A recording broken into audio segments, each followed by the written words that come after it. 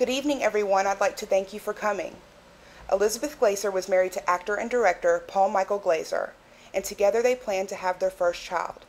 Her first pregnancy was wonderful. She and Paul were happily awaiting the arrival of their daughter, whom they named Ariel. During the birth of Ariel, some complications arose. She needed a blood transfusion, and she needed it right away. During that blood transfusion, Elizabeth would have no idea she was contracting HIV, and by later breastfeeding Ariel, transmitting the virus to her newborn child. Later pregnant with their second child, Jake, she unknowingly transmitted it to him in utero. The virus went undetected in all three family members until they underwent HIV testing in 1985 after Elizabeth's daughter Ariel began suffering from unexplained illnesses.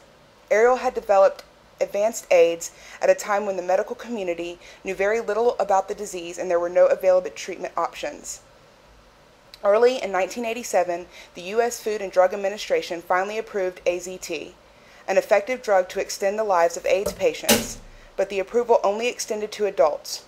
With their daughter's condition rapidly deteriorating, the Glazers fought to have her treated with AZT. However, the treatment came too late, and Ariel eventually lost her battle to the disease in the summer of 1988. Mourning the loss of her daughter and determined to save her surviving child, Jake, along with other HIV children, Elizabeth co-founded the Elizabeth Glaser Pediatric AIDS Foundation in 1988. Elizabeth's work raised public awareness about HIV infections in children and spurred funding to the development of pediatric AIDS drugs as well as the research to mother-to-child transmission of HIV. Elizabeth's children received the virus through two most common means of mother-to-child transmission. Elizabeth lost her battle with AIDS in 1994, but because of her work, her son Jacob and countless other children have been saved. Hello, my name is Susan De Laurentiis, and I was a very close friend of Elizabeth Glaser. What started as three mothers around a kitchen table grew into the Elizabeth Glaser Foundation.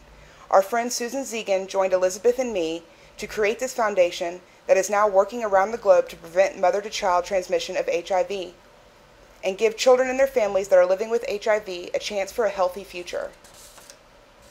We gather here today to raise more funding for research to better our quest in finding new ways to prevent the infection and support people living with HIV.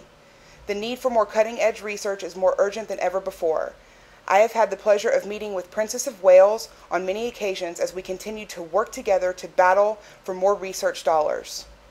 She once said, "For those mothers and children already living in the dark shadow of AIDS, we need to help them and bring them back into the light, to reassure them, to respect and support their needs, and maybe we will learn from them how to live our own life more fully, for however long that is."